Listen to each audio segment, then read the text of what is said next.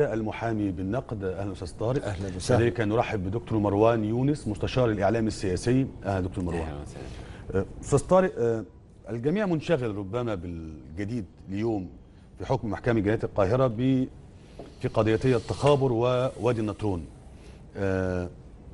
هل كنت ترى الحكم متوقعا سيما بعد تحويل اوراق القضية الى المفتي؟ يعني هو طبعا بعد المحكمة ما حالت الأوراق إلى المفتي، فتوقعنا أن هناك عددا ممن أحيلوا إلى المفتي أو أحيلت أوراقهم إلى المفتي سيقضى بإعدامهم. هذا أمر مقطوع به، لكن هو الحكاية أبعد شوية. اتفضل. إنه إحنا ما كناش متصورين مع حالة الهروب الكبرى اللي حصلت من سجن وادي النطرون أن وراءها هذا الكم من الجرائم التي ارتكبت في حق مصر من هذه الجماعة. يعني خلينا نذكر بالخير والدور الهام للمحامي الأستاذ أمير سالم، وللقاضي المعتبر جدا المحترم جدا خالد محجوب في معركة جنح الإسماعيلية، محكمة جنح الإسماعيلية التي فجرت هذه القضية وقت ما كان الإخوان ومرسي يتبوؤون صحيح موقعهم في حكم مصر. صحيح. هذا الأمر الذي انكشف وخرج إلى الجميع كان بالفعل كان شيء ما كناش متصورين أن حجم الجريمة التي ارتكبت من هؤلاء بهذا الشكل. على ذكر حجم الجريمة أستاذ طارق، هل كل ما قيل في القضية هو مطروح للنشر؟ لا، بالذات في قضية التخابر. طيب ازاي المواطنين هيعلموا حجم المؤامرة؟ لا، يعني هي حجم المؤامرة بيظهر من خلال يكفيني أنا كمواطن إنه يبقى عندي اختراق للحدود يصل إلى حد الاعتداء على السيادة الوطنية. بس هذا الاختراق قائم منذ سنوات، ليس بشيء جديد. لما يوصل إلى حد أن هناك تنسيقا بين هذه الجماعة وبين الداخلين مخترقين متسللين بتنمية بأسلحة بتنمية تواجد داخل سيناء، إذن هناك أمر جلل. وعلى فكرة لازم نقول أن هذا الأمر كان معدا له منذ زمن، منتظرين اللحظة الوطنية التاريخية التي قامت فيها ثورة يناير. هذه اللحظة كان يتربص بها كل المتربصون، كل المتآمرون. وعلشان كده احنا بندين النظام السابق انه كان عارف كويس قوي ان هذه اللحظة لحظة الثورة قادمة، ومع ذلك كان يفرط وكان يترك الامور على عواهنها ويترك الاسلحة تدخل وهكذا. علشان كده هؤلاء الذين تربصوا بثورة مصر في يناير العظيمة المجيدة كانوا يعدون العدة ان هم يركبوها، فحصل ان هم ركبوها. الحجم ده ظهر من خلال وجود أجانب في الآخر هم مش مصريين، سواء حماس أو حرس ثوري من إيران أو بأسلحة، قاصدين إن هم يخشوا يعملوا تفريغ للسجون من جماعات الإخوان علشان يحطوهم على الطريق علشان يمسكوا حكم مصر. في نفس الوقت بيهربوا مساجين جنائيين لترويع المواطنين، لإشاعة الفوضى داخل الوطن، علشان يفرغوا حالة الأمن تماما، ويصبح عندي حالة الفوضى اللي كانت موجودة اللي أدت في الآخر إنه يستطيع هذا التنظيم إنه يركب الموجة، لأنه ما كانش موجود على الساحة غير الناس الطيبين دول اللي هم بتوع الإخوان. هم الطيبين اللي الناس بتحبهم. طيب، وبالمناسبه بس انا اسف ان اتاخرت عليك دكتور مروان، بس بالمناسبه لان استاذ طارق رجعني الى التاريخ، وبالمناسبه ربما كانوا الاكثر حشدا في ميدان التحرير الاخوان، وكانوا الاكثر تنظيما، وكانوا الاكثر مبيتا. لم يكونوا الاكثر حشدا، كانوا الاكثر تنظيما، كانوا الاكثر مبيتا. نعم. لانهم منظمين. العدد القليل اللي يعني انا وحضرتك وكل الناس ما كنا موجودين باعداد كبيره جدا، لكن ما كناش بنعمل بوابات، ما كناش بنحمي الميدان، ما كانش عندنا فكر المنظم ان احنا نحمي الميدان وندخل اكل ونخرج اكل، كنا بندبر حياتنا وبننام بطريقتنا وبنعيش بطريقتنا. هو كان منظم في هذا الامر، لا يعني انه كان اكثر حشدا. والدليل ان هو مش اكثر حشدا ان لما قامت ثوره الموجه الثانيه في 30 يونيو لا، قصه مختلفه. انت ظهروا مصمم تعيد بنا الى التاريخ، انت مصمم. لأن بس انا لازم اقول جملتين لان دي طيب، قضيه تاريخيه وعشان نختم بيهم الموضوع. طيب. حينها كان يقال قبل 4 سنوات لو تم تفريغ ميدان التحرير حلت المشكله، وكان الاخوان حريصين للغايه على المبيت وعلى عمل يعني زي بوابات وتفتيش في 30 يونيو يرى كثيرون وانا منهم ان الامر يختلف كثيرا. كان في فصيل رابع او في جهه جديده على المشهد، ما يعرف بحزب الكنبه، نزل حينها وقال يعني خلاص انا كمان موجود. وحاطط حضرتك التعليق بس اسمع دكتور مروان. اتفضل. دكتور مروان، هل ترى ان الاعلام المصري حضر لمثل هذه الاحكام؟ بمعنى في حاله من حالات التوحد غير المسبوق بين دوائر اعلاميه بعينها وبين اتجاه يعني الدوله وقرارات مؤسسات الدوله هل ترى ان هذا الاعلام حضر لمثل هذه الاحكام؟ ربما توجه الإعلام مع توجه الدولة يمكن فرضته اللحظة اللي احنا فيها، اللحظة التاريخية. هذه اللحظة التاريخية اللي رأينا فيها بوضوح زي ما تفضل الأستاذ طارق خيانة واضحة من أحد الفصائل، استعان لتحقيق مآربه، وبغض النظر مآربه كانت في باطنها خير أو شر، عمل جريمة كاملة في التخابر مع جهات خارجية. إضافة لذلك استعان بها بشكل مسلح في أحيان كثيرة، ثم بعد ذلك تخطى هذه الخيانة بكثير أي في عهد الرئيس المعزول مرسي العياط، ثم بدأ التخابر مع جهات أخرى وتبادل المعلومات. بمناسبة الرئيس المعزول، أنت تسمي مبارك رئيس المخلوع؟ ما اعرفش هو في مخلوع ومعزول بنتلخبط بينهم. طالما قلنا معزول يبقى معزول. انا خلينا مخلوع طبعا، اما الاسبق والاسبق منه. طيب اتفضل. فما تم من هذه الجماعه كان بالنسبه للشعب المصري امر جلل، وامر ادى الى توحد فصائل كثيره ربما كنا ما نتخيلش انهم يتحدوا مع بعض. خلينا نتكلم في التيار الثوري المدني بالكامل توحد مع التيار ما يسمى بالقوات التقليديه، او سميته الفلول، سميه زي ما تسميه، توحد في ميدان واحد مع كتله اخرى، كتله حرجه حضرتك اشرت اليها، حزب الكنبه، اللي اضاف زخم للميدان عددي غير عادي ربما لم نراه. وفي حاله عدم تواجد كمان اي تيار ديني، احنا نعترف جميعا، وكانت واضح ما فيش ولا نور ولا مش نور ولا اي حاجه، رغم انهم دخلوا في يونيو كده بكتف كده وراحوا داخلين واقفين جواها.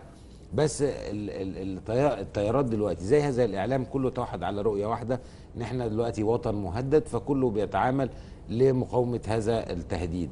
شكل الاعلام اللي حاصل دلوقتي اعلام ازمه، يعني انت دلوقتي في ازمه واعلام تهديد وخطر امن قومي واعلام حرب، او بس تشهد اعلام ازمه، يعني يشبه اعلام الستينيات يعني.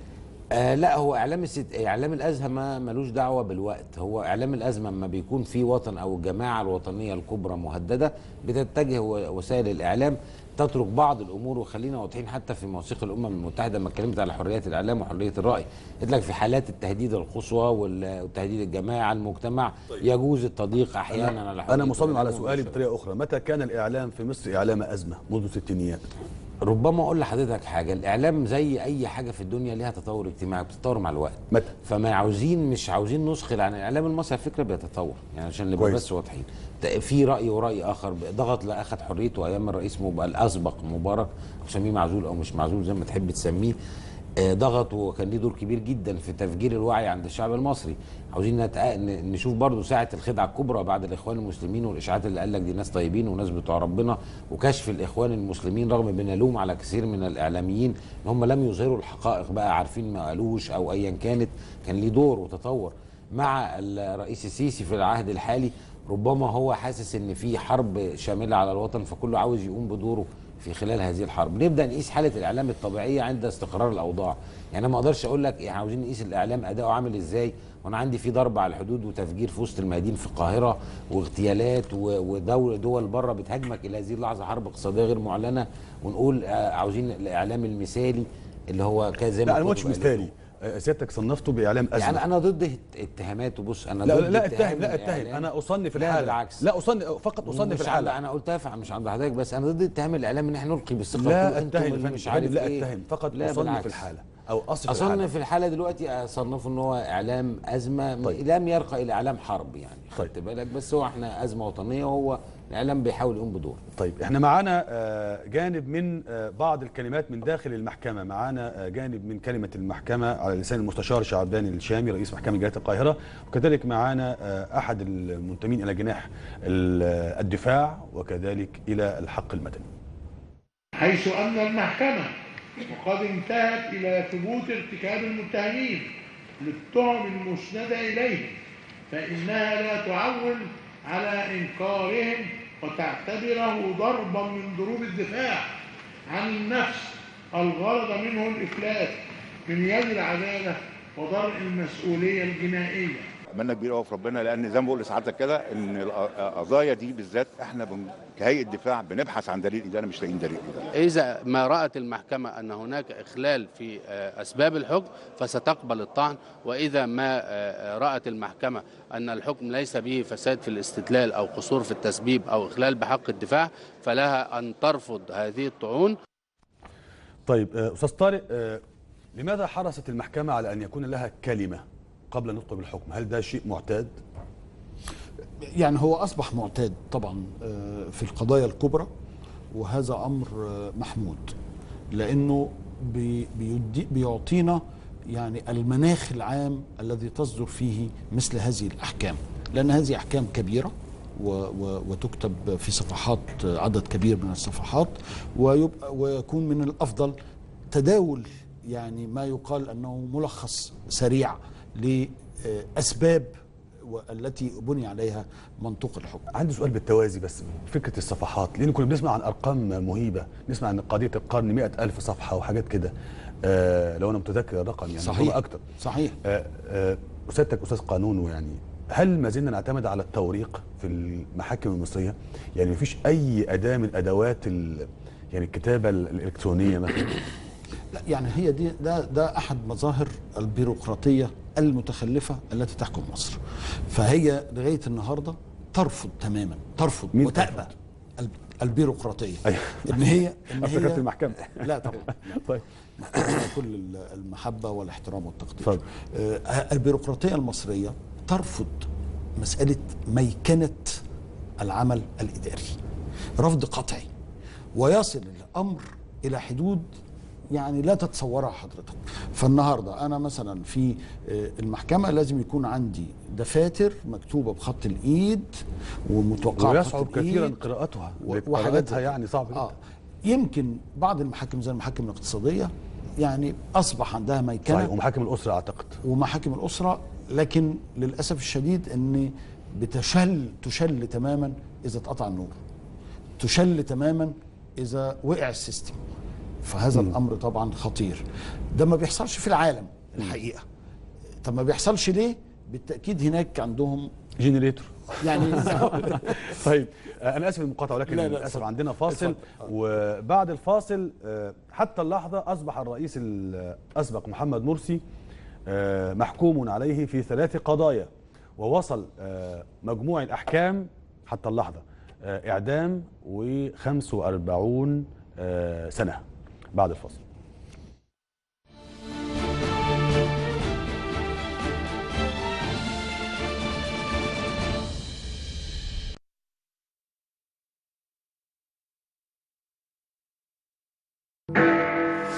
من لندن إلى بغداد، قضاياكم مواضيع حوارنا بالتحليل والنقاش. نقرب صورة العالم للعراق، كيف يراه ويتفاعل مع أحداثه، وكيف تنعكس صورة العراق على وجه العالم فتكتمل الرؤية وتكون حديث الرافدين. مع علاء الشيخ من الغد العربي.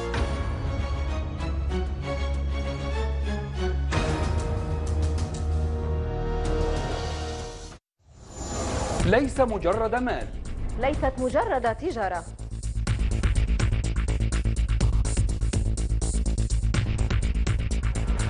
حركة مستمرة وتوتر دائم. النتائج تتغير،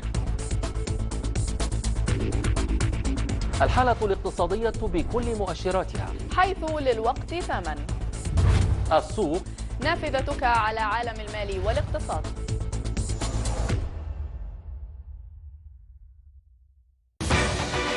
بيخدمها لن تسمح بانهيار السلطة. والآن أنا ربما شهيد معه في التنفيذ أو أسير معه في التنفيذ. حقوق اليوم رحم المقاومة ضد جميع أشكال الاستفزاز. وهذا غباء سياسي. نعم هذا غباء سياسي. لا تصدق انه يمثل كل السوريين ولا ربع السوريين ولا ثلث السوريين. الحل المسلح لا يهدي. ضيف اليوم برنامج يستضيف الساسة وصناع القرار يوميا على شاشة الغد العربي في الأوقات التالية.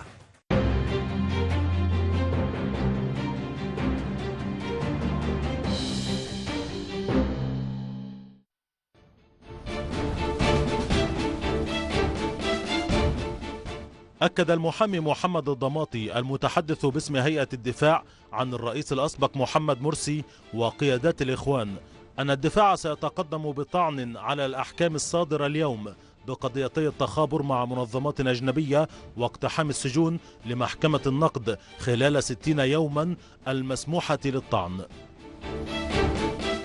أصدر تحالف دعم الإخوان بيانا أعلن فيه التصعيد عقب الحكم على قيادات الإخوان ومرسي في قضيتي الهروب من سجن وادي النطرون والتخابر مع حماس، زاعما في بيانه أن أحكام اليوم تأتي في إطار الحرب ضد الإسلام، وأكد البيان على استمرار ثورتهم. وصف الرئيس التركي رجب طيب أردوغان أحكام الإعدام التي صدرت بحق الرئيس الأسبق مرسي وبعض قيادات الإخوان بأنها مذبحة للقانون والحقوق السياسية، داعيا المجتمع الدولي للتحرك من أجل إلغاء أحكام الإعدام.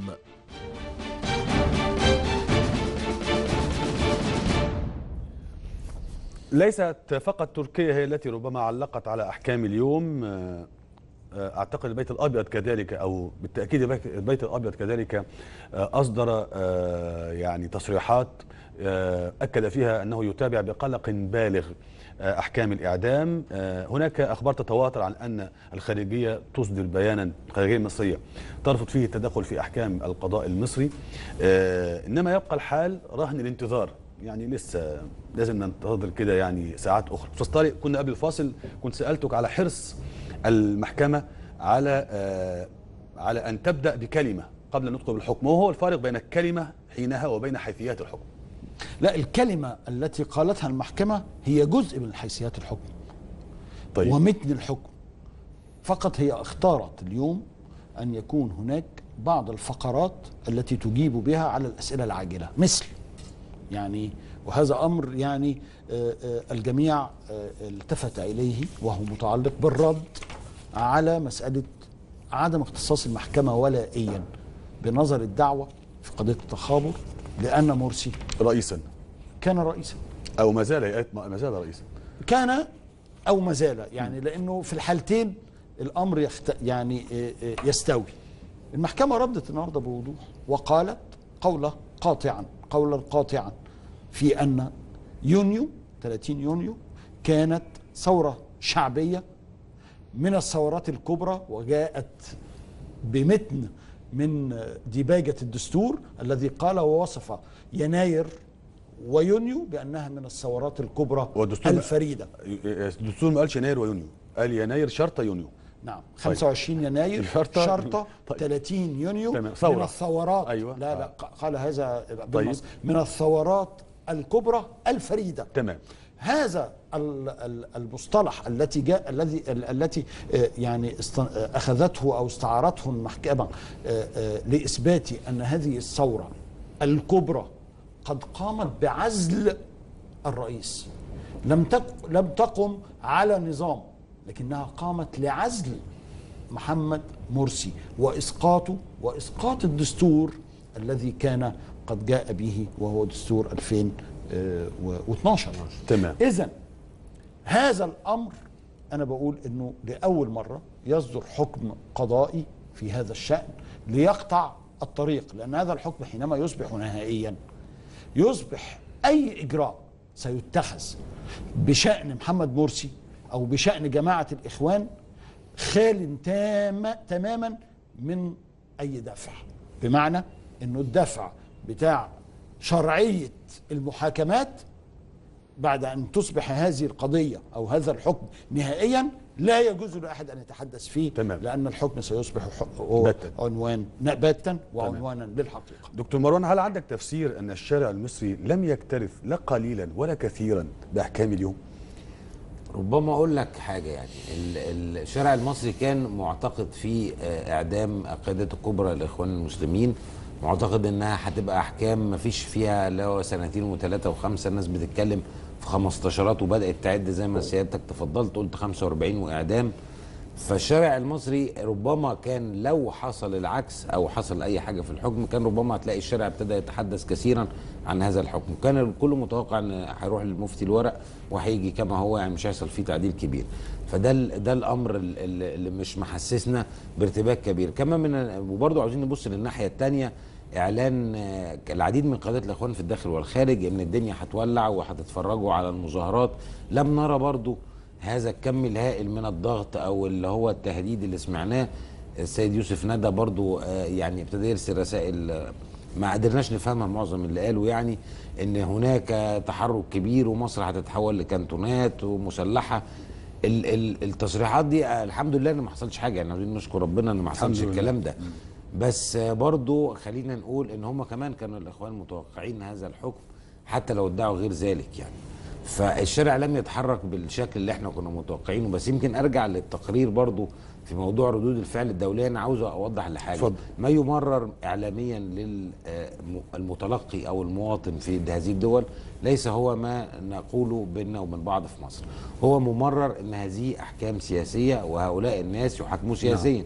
فلا بد يعني بالتبعيه مهما قالت المحكمه ان شاء الله اديتهم 3 سنين هيطلع اوباما هيطلع الغرب يقول لك هذه احكام سياسيه واحنا ننظر بقلق والكلام زي كده. صحيح. لان لو كانت مررت من الاول ان الموضوع جنائي اساسا، ده اقتحام سجون واربجيهات وجرينوفات والتاني مستندات تخابر وممسوك ومتصور، فربما المتلقي بتاع بره هيشك في سياسات دولته. فالدوله كل دوله بتحافظ على نفسها، فبيحافظوا على نفسهم بتمرير هذه الرساله الى دولهم. زي مثلا اغلو برضو راح طلع قال لك احنا مستنيين اوروبا في تركيا، مستنيين اوروبا بقى هتقول ايه في احكام الاعدام. والواحد حتى وصل لحاله ان هم مش عاجبهم الاعدام ولا مش عاجبهم اعدام الاخوان. لو اوروبا بتتكلم على رفض الاعدامات كفكره او اي حاجه، طب ما جماعه الحزب النازي اول تهمتين كانت اللي هو السلم العام، تهديد السلم العام والتآمر، يعني ما اختلفتش كتير، وحصلت محاكمات نورنبرج وحصل فيها يعني كلام مشابه. فهو التوجه الغربي انا مش منتظر كثيرا، يعني مش منتظر ان هم مثلا يقولوا لا خدنا بالنا والله ده طلعوا مجرمين، انتهت الامور، هم مشوا في طريق واحنا ماشيين في طريق. انا عاوز اكمل بقى شعبيا وعاوز انقل البلد لقدام. خلاص انا بتغاضى عن بقى اللي يقولوه، انا بحاول احسنه، مش هقدر ابطل يعني، بس انما اشتغل على المعركه الداخليه اكتر، ما اقعدش اشغل نفسي ان قناه CNN قالت كذا ودوتش فيلا قالت مش عارف ايه، طب فرانس فان كاتر قالت مش الكلام ده. يعني انا ببقى زعلان ان احنا مركزين فيه بشكل كبير، رغم ان انت كل ما انت بتتقدم بتفرض سياسه امر واقع زي ما المانيا قالت لك ده يعني بيحبونا ما بيحبوناش، هم قال لك ده الدوله دي بنتعامل معاها على امر الواقع، وده لابد ان احنا نتعاون مع مصر عشان كلما تقدمت داخليا بتفرض يعني خارجيا سياسه الامر الواقع. لا وجود لدوله قويه خارجيا بدون ان تكون قويه داخليا، فده اللي احنا بنحاول نعمله في مصر. والاعدامات انا اعتقد انها القضايا دي مكمله، والاحكام البات اعتقد في خلال سنه سنتين يعني، عقبال بقى مش هتبقى سريعه قوي يعني زي ما احنا دلوقتي. استاذ طارق، كل هذه الاحكام اول درجه كلها اول درجه صحيح، لسه فاضل النقد، وبعدين اذا النقد ايد الحكم يبقى نافذ على طول. لكن اذا وجد هناك يعني قصور في التسبيب او تحسين، وجرت العاده ان هو بيقبل النقد في القضايا الكبرى، جرت العاده يعني سيما في الاعدام. يعني طبعا ده صحيح، لكن احنا عندنا يعني قضايا يعني من البدايه محكمه النقد قبلت لم تقبل النقد الطعن وايدت في قضيه مثلا، لا من غير اعدام يعني في قضيه مثلا حبس دوما واحمد ماهر في السجون اللي هم اتحبسوا 3 سنين، يعني على طول محكمه النقد ايدت الحكم من اول درجه. حمارة قبلت النقد بتاعه. بمناسبة كلامك يا استاذ طارق، وبرضه ملحوظة على الهامش كده، لماذا يلحظ كثيرون في أروقة المحاكم أخطاء بالجملة في العربي؟ إيه المشكلة؟ اللغة العربية هي لغة تحتاج إلى تربية، وإحنا عندنا مشكلة في التعليم. الاول انت موافق على هذه الجمله؟ طبعا ده صحيح، ده صحيح. وبقى احنا بنذيع الكلام ده في بعض هذه الجلسات بتبقى فضائيه وتذاع لكن خلينا نقول انه اللغه العربيه هامه جدا وهي الاطار الذي يقدم به المضمون، وبالتالي يجب ان تكون صحيحه. لكن الحقيقه ان احنا عندنا قضاء وعندنا قضاه يعني عندهم خبره جيدة جدا، ونثق في المضمون اللي بيصدر منهم رغم يعني دنو اللغة العربية التي يقرؤونها. والمحامين برضه والمحامين وانا منهم. نعم. طيب قانونيا بقى دلوقتي من حق السلطة التنفيذية ان اذا ما يعني رفض الطعن على حكم الاعدام ان تنفذ القانون او ترجئه، صحيح؟ تستطيع طبعا، عندها حق السيد الرئيس من حقه انه يعفو، من حقه انه يخفف حكم الاعدام. واحده يعفو حتى اذا كان الحكم باتا نهائيا؟ يستطيع. في حاجه اسمها العفو الرئاسي. ان يرجئ التنفيذ لاجل غير مسمى؟ لا، مش يرجئ التنفيذ، يخفف العقوبه من الاعدام الى الدرجه الاقل. طيب هل القانون هنا بيبقى ملزم للجهه التنفيذيه بموعد التنفيذ؟ لا، مفيش موعد معين للتنفيذ إلا بعد أن يستوفي كافة الإجراءات. وفي مسألة صحية احنا كويس بتطلع عليها النيابة، أنه لا يجوز تنفيذ حكم الإعدام في مريض. طيب. فلا بد أن يبرأ، وبالتالي في أمور متعلقة بالصحة، يعني يبقى الحكم نافذ وكل شيء وما يتنفذش. والإرجاء هنا يكون حتى بعيدا عن مؤسسه الرئاسه، ده هنا داخل مصلحه السجون. ده مساله هامه جدا. طيب دكتور مروان، هناك من يقول انه والله حتى وان اخذ مرسي يعني اكثر من حكم الاعدام ربما تلجا الدوله بنظره الى الاستقرار والى كذا وكذا وكذا ان الا تنفذ الحكم. وشفنا يعني في دول عربيه يعني حوالينا اكم من هذه الحالات. والله خليني اقول لك بموضوعيه، يعني هيعملوا ايه؟ احنا ده زي ما تقول مراهنه، بس هو الواقع يقول لك ايه؟ لو انا بتكلم على الواقع السياسي بعد كل هذا الزخم، بعد كل هذه المعلومات، رغم انها ليست كل المعلومات المتاحه بالاخص في قضيه التخابر، وبعد ما رآه الشعب المصري بمنتهى الامانه في اماكن كثيره من دم وقتل وترويع وكل الامور دي، ترجئ مثلا الاعدام لعفو، تنزله مثلا؟ لا، انا اعتقد اخر الموضوع يعني هتبقى مثلا اعدام ينزل ياخد 25 سنه، ال 25 سنه تخفف حاجه بسيطه.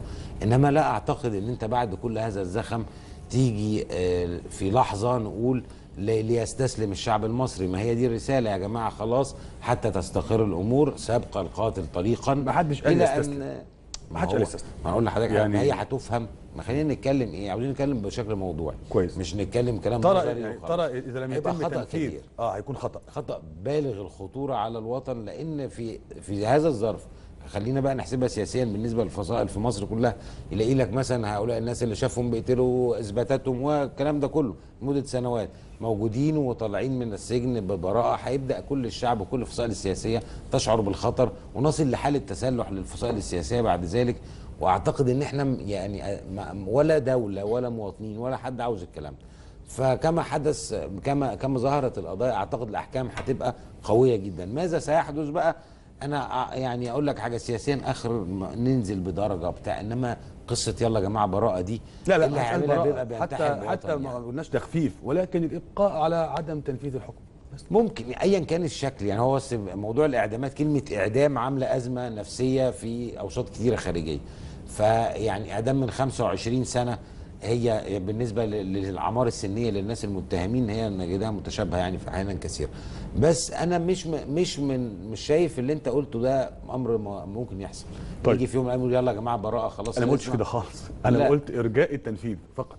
لا، ارجاء التنفيذ ده حاجه ثانيه، ان هو اجل التنفيذ واحد زي ما تفضل، ان احنا مثلا واحد عيان واحد مش عارف ايه، لا طيب. دي امور ثانيه. طيب استاذ طارق، دلوقتي فترات التقاضي القادمه تستغرق من الوقت كم سنه تقريبا، ولا ربما اقل من سنه؟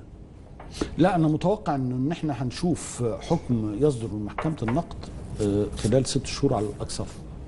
في الاحكام اللي صدرت في قبول الطعن او عدم عدم قبول. وبعدين نتكلم على المرحله اللي بعدين في دائره جديده بهيئه جديده بقضيه جديده اذا قبل الطعن. صحيح. إذا قبل. تستغرق كم وقت تقريبا؟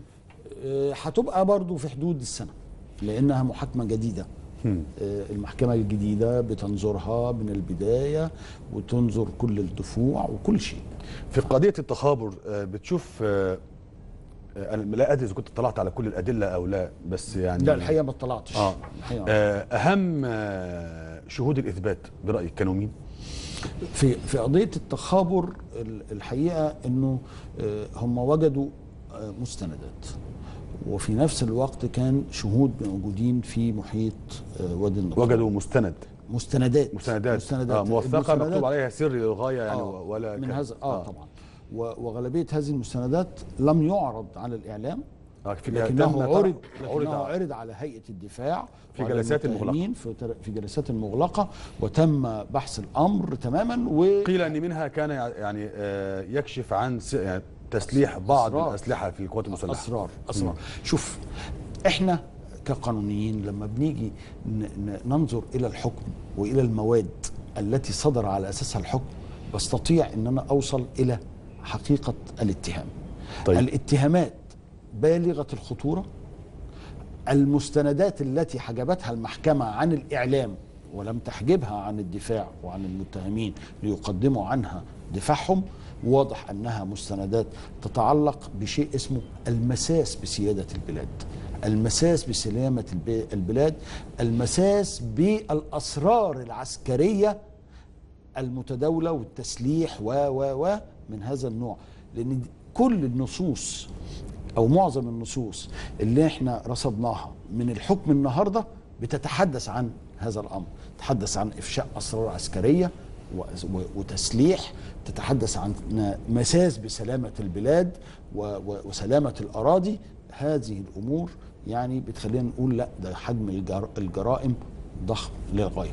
الأدلة بقى اللي موجودة وعرضتها المحكمة بعيدا عن الإعلام وبعيدا عن غير المشتركين، هل الأدلة ديت صحيحة غير صحيحة؟ هل تؤدي إلى الإعدام؟ تؤدي إلى الإدانة؟ هذا أمر تقدره المحكمة بلا شك. ويعني يعني أنا لا أستطيع أني أفتي في هذا الأمر أو أدلو بدلو في هذا الأمر. دكتور مروان، اليوم كذلك ليس فقط تركيا، يعني البيت الأبيض منذ قليل قبل الهوا كان لي زي تصريح متحدث باسم البيت الأبيض بيقول في أن واشنطن تنظر بكثير من القلق، واحنا يعني مش عاوزين القلق يتزايد. انما السؤال المنطقي عندي لاحكام الاعدام، انما السؤال عندي ما في ولايات، يعني عده ولايات في الداخل الامريكي بتنفذ حكم الاعدام. ده عده ولايات بتنفذ حكم الاعدام وبوسائل متعدده في الولايات المتحده. صحيح، بالكهربائي وبالغازي. هم خالطين للناس ما بين قصه الاعدام وما بين اعدام طيار الاخوان المسلمين، زي ما احنا قلنا في الاول. هم لا زالوا مصورين انه حكم سياسي. بس هو في التعليق بتاع البيت الابيض لم يتطرق الى فكره الاخوان المسلمين خالص، هو قال احكام الاعدام. ما هو احكام الاعدام هتكون على مين؟ ما هم لما مقصود بيها برضو الاخوان المسلمين. بس انا المره دي العرض انا خدت بالي يمكن في اول طلعه اخبار او اول موجه اخبار طلعت بره، طلع اخبار وصفيه في جميع وسائل الاعلام بدون اتهام طرف او طرف اخر. حكمت المحكمه في مصر كذا كذا على المتهمين 1 2 3 بالاحكام كذا كذا كذا. كان ايه بي سي، فرانس 24، دوتش فيل، كلهم طلعوا. انت ستك تابعت الكلام ده؟ تابعت. طيب ما ستك بتدعونا ان احنا لا نتابع الكلام ده ليه؟ لا دي حاجه كويسه. انا حبيت اعرف الموجه الاولانيه من الاخبار اللي طالعه شكلها ايه. تاني حاجه ابتدت يطلع التصريحات اللي عليها. اول بس التصريحات اللي ظهرت اللي هم كل المنتمين للجماعه في دول العالم كلها كانت تصريحات على موجه واحده، ان هذا ثمن الديمقراطيه. لا، ثمن الديمقراطيه الذي يدفعه الاخوان وحدهم في المنطقه. يعني اول حاجه ربط برضو، اصر على الربط العالمي للفكره ان دول يعني بيحاسبوا عشان طالبوا بالديمقراطيه، مش عشان تخابر ولا قتل ولا حاجه. تاني موجه اللي هو من التصريحات، ومنها كان تصريحات محسوب والمجموعه اللي هي الهاربه لسه، قال لك لا ده احنا بقى جايين وهنعمل وهنسوي وانتظروا مننا جزء من التهديد. اغلوا تسخين للوسط الاوروبي كله، احنا منتظرين واحنا لم تلوث ايدينا بالدماء ومش خايفين من حد وقصص اياها دي.